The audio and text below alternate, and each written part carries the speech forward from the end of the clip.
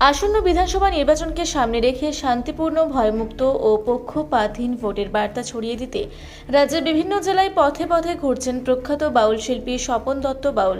কেন্দ্র ও রাজ্য নির্বাচন কমিশনের সম্মানিত এই শিল্পী সঙ্গীতের মাধ্যমে ভোটারদের সচেতন করার অভিনব উদ্যোগ নিয়েছেন। ইলেকশন কমিশন অফ ইন্ডিয়া ও ইলেকশন কমিশন অফ ওয়েস্ট বেঙ্গলের ভাবনায় অনুপ্রাণিত হয়ে তিনি ইতিমধ্যেই একাধিক জেলায় প্রচার চালিয়েছেন। জানা গেছে 2026 সালের বিধানসভা নির্বাচনের প্রথম দফা 23 এপ্রিল এবং দ্বিতীয় দফা 29 এপ্রিল অনুষ্ঠিত হবে। এই নির্বাচনকে ঘিরে ইতিমধ্যেই ভবানীপুর সহ কলকাতা ও বিভিন্ন জেলায় তার প্রচার শুরু হয়েছে। হুগলির তারকেশ্বর, পূর্ব বর্ধমান, বজবজ, ক্যানিং, ঝড়খালি, বাসন্তী, গোসাবা, সুন্দরবন ও সন্দেশখালী সহ একাধিক এলাকায় বাউল গানের মাধ্যমে ভোটারদের সচেতন করেছেন তিনি। রবিবার হাওড়া ময়দান মেট্রো স্টেশনের বাইরে তাকে একইভাবে প্রচার করতে দেখা যায়। স্বপন দত্ত বাউল তার গানের মাধ্যমে মানুষকে আহ্বান জানাচ্ছেন, নিজের ভোট নিজে দিন, নির্ভয়ে ভোট দিন, ভোট নষ্ট করবেন না। তার কথাই, একটি ভোটের মূল্য অত্যন্ত গুরুত্বপূর্ণ এবং গণতন্ত্রের উপর আস্থা রাখাই নাগরিকের দায়িত্ব। তিনি ধর্ম বা জাতিগত বিভেদ ভুলে সকলকে শান্তিপূর্ণ ভোটের অঙ্গীকার করার বার্তাও দেন। শিল্পীর মতে দুর্গাপূজা বা ঈদের মতো এই ভোটও এক বড় উৎসব, তাই উৎসব যেন প্রাণহানি মুক্ত ও শান্তিপূর্ণ হয়, সেটাই সকলের লক্ষ্য হওয়া উচিত। তিনি দাবি করেন, এর আগেও পঞ্চায়েত, পৌরসভা ও লোকসভা নির্বাচনে একইভাবে সচেতনতা প্রচার চালিয়ে ইতিবাচক ফল পেয়েছেন। নিঃস্বার্থভাবে কোনো পারিশ্রমিক ছাড়াই পূর্ব বর্ধমানের এই শিল্পী রাজ্যের 23টি জেলায় ঘুরে শান্তির দূত হয়ে ভোট সচেতনতার বার্তা পৌঁছে দিচ্ছেন। তার এই উদ্যোগকে সাধুবাদ জানিয়েছেন সাধারণ মানুষ। অনেকের মতে তার গান ও বক্তব্য সমাজের জন্য শিক্ষণীয় ও অনুপ্রেরণাদায়ক। একেবারে নির্বাচন শুরু হয়ে গেছে, ঘোষণা হয়ে গেছে, প্রচার চলছে। আপনি কতদিন এই কাজ করছেন? আমি গত 48 বছর ধরে আমার জীবনে আমি সমাজকে সচেতন করছি নিঃস্বার্থ বিনা পারিশ্রমিকে।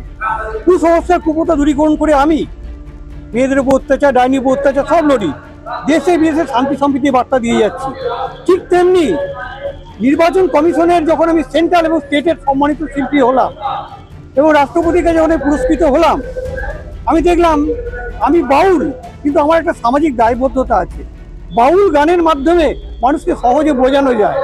তাই আমি নিঃস্বার্থ বিনা পারিশ্রমিকে সেই পঞ্চায়েত ভোট, পুরসভা ভোট, লোকসভা ভোট, তখন থেকে আমি ঘুরে বেড়াচ্ছি রাজ্যের 23টা জেলায় 42টা লোকসভা কেন্দ্রে ভোট সচেতন করে শান্তিপূর্ণ ভোটের বার্তা দিয়ে প্রাণহানি মুক্ত ভোট করাতে সফল হয়েছিলাম।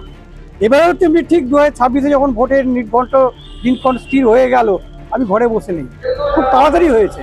এর মধ্যে আমি 7-8টা জেলা কভার করে ফেলেছি, এইভাবে ঘুরে বেড়াচ্ছি। আমার একটাই কথা, দুর্গা পুজো, ঈদ আমাদের একটা বড় উৎসব, কিন্তু বাঙালির কাছে ভোট একটা বড় উৎসব, ভারতবাসীর কাছে ভোট একটা বড় উৎসব। ভোট যদি না দেয় মানুষ, ভোটার কার্ডে মূল্য থাকবে না। গণতন্ত্রকে রক্ষা করতে গেলে, গণতান্ত্রিক ঐতিহ্য রক্ষা করতে গেলে ভোটদান অবশ্যই দরকার। কারণ রাজা আমরাই নির্বাচন করব, আমরাই মন্ত্রী, প্রধানমন্ত্রী সব নির্বাচন করব। আমরা যদি ভোটই না দিই তাহলে এটা খুব বাজে ব্যাপার হয়ে যাবে। তাই বলতে শান্তি রাখতে হবে, শান্তিপূর্ণ ভোট চাই। পশ্চিমবঙ্গের নির্বাচন শান্তিপূর্ণ কথাটার এখানে মানেটা কেন বলছেন? আমি এর আগে অনেক জায়গায় ভোটে লড়েছি, আমার মতো কেউ লড়েনি। সারা রাজ্যে 2 লক্ষ শিল্পীর মধ্যে আমি এমন একজন শিল্পী, সেন্ট্রাল থেকে আমি স্টেট এবং সেন্ট্রাল থেকে সম্মানিত হয়েছি। নাসিম জাহেদি আমাকে মতদাতা মহোৎসব দিল্লি নিয়ে গেছিল, কাউকে নিয়ে যায়নি। এখানে হিন্দিতে আমি গান গেয়েছি, কি বলেছি, সুবহ সুবহ ভোট দেনে কে লিয়ে জ্যাদা রুকনা নেই পড়েগা। মানুষের সকাল সকাল ভোট দিতে আশা করেছি। তাই আমি তখন সামাজিক দায়বদ্ধতা মাথায় নিয়ে আমি দেখেছি ভোটের আগে বিশৃঙ্খলা, ভোটের আগেতে 2 দলে মারামারি হচ্ছে, একটা বেরিয়েছে ভোট নিজে দিতে ভয়ে পিছপা হবে না এবং ভয় মুক্ত ভোট চাই, হিংসা মুক্ত ভোট চাই। এই ভোট দানে আপনাদেরকে সকলকে এগিয়ে আসতে হবে। আপনি যদি ভোট নাই দেন, ভোটার কার্ডে মূল্য থাকবে না। জেলার কোন কোন জায়গাগুলোতে আপনি পাচ্ছেন, যেখানে বহু মানুষকে হয়তো অনেক জায়গায় পাবেন, সেখানে আপনার এই প্রচারটা করতে সফল হবেন? আমি প্রথমেই হেভিওয়েট বিধানসভা কেন্দ্র ভবানীপুর বেছে নিয়েছি। ভবানীপুরের সামনে দাঁড়িয়ে আমি এরকম সচেতন করে মানুষের প্রচুর ভালোবাসা পেয়েছি। কি বলেছি, অবাধ পক্ষপাতহীন ভোট চাই, পক্ষপাতযুক্ত ভোট চলবে না। প্রশংসা করেছে, গোটা হুগলি জেলায় আমি চষে বেরিয়েছি, সকলে ভালোবেসেছে। কালকে ছিলাম বজবজ, নোদাখালী, ক্যানিং, সুন্দরবন আজ ছিল, এবং আমি আজকে বারুইপুরে সচেতন করে আমি এখানে এসেছি। আপনার এই এই সচেতনতা প্রচার কতদিন চলবে? 23টা জেলা ঘুরবো নিঃস্বার্থ বিনা পরিশ্রম। আমি একটা কথা বলি, এই যে আমি এত কাজ করছি, কেউ আমাকে 1 পয়সা দেয় না দাদা। বিনা পারিশ্রমিকে শুধু পূর্ব বর্ধমান থেকে ছুটে বেড়াচ্ছি, খাবার জল পর্যন্ত কিনতে হয়। আমি এসডিও বিডিও সব ডিএম অফিস আমি জানি পারি না, ভিক্ষা করে ভাড়া জোগাড় করি। আজকের দিন খাবারই জোটে না, প্রশাসনের টনক নেই যে একটা মানুষ রাজ্যকে সুস্থ সমাজ গঠনের জন্য নিঃস্বার্থ ছুটে বেড়াচ্ছে। কেন? শান্তি যেন বজায় থাকে। তাহলে প্রশাসনের এগিয়ে আসা উচিত না? জল দেওয়া, চা দেওয়া কি উচিত না? কেউ দেয় না। সেন্ট্রাল স্টেট ইলেকশন কমিশন খুব ভালো হচ্ছে, তাদের জন্য আমি কাজ করছি, কেউ করে না, তারা পাশে দাঁড়ায় না। এই যে 2026 বলুন। বলছি, এই যে মেট্রোর সামনে যাকে বাউল গান গাইতে উনি তো রাষ্ট্রপতি পুরস্কার প্রাপ্ত। তো সেক্ষেত্রে এখনের সময় দাঁড়িয়ে যেহেতু নির্বাচন সামনে, কতটা প্রাসঙ্গিক এই বিষয়?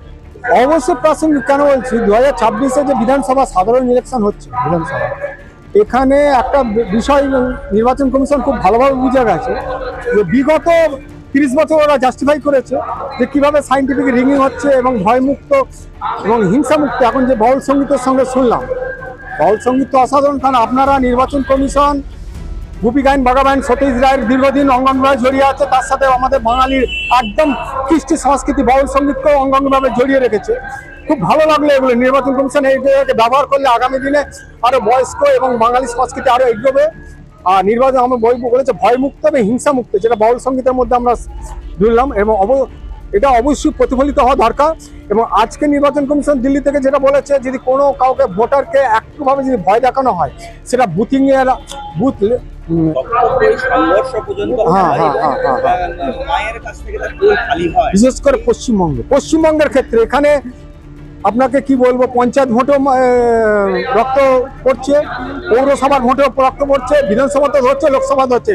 কিন্তু আমাদেরই পশ্চিমবঙ্গের বাইরের একদম, যেটা বিহার আমাদের প্রভিন্সে ছিল 1911 সাল পর্যন্ত, বিহার আমাদের পশ্চিমবঙ্গের আন্ডার ছিল, বিহার উড়িষ্যা। সেখানে ধরুন পোলিং হচ্ছে কোনো রকম রক্তপাতহীন, ওখানে 1 ফেজ কি 2 ফেজে ভোট হচ্ছে, পুরো কোনো রকম ভয়মুক্ত ভোট হয়ে যাচ্ছে। কিন্তু ওয়েস্ট বেঙ্গলের কাছে কেন এটা হচ্ছে? এইখানে এই কালচারটা যদি না এখনো শোধরানো যায়, একদম আপাতমস্তকের ভিতরে ঢুকে কাজ করতে হবে, যাতে এই ভয়মুক্তটা। হ্যাঁ, আজকে যেভাবে সচেতন করছেন যে ব্যক্তি বাউলে অবশ্যই খুব ভালো লাগলো। শিল্পীকে কি বলবেন? এই শিল্পী তো রাষ্ট্রপতি পুরস্কার প্রাপ্ত, এবং নির্বাচন কমিশন যে চয়েস করেছে, এটা বাঙালি সংস্কৃতিকে আরো আগে নিয়ে যাওয়ার জন্য অসাধারণ লাগলো। আমার নাম শেখ মফিজুল হক, আমি থাকি botanical garden, B garden. Howrah থেকে মণিশঙ্কর বিশ্বাসের রিপোর্ট, রূপসী বাংলা মিডিয়া।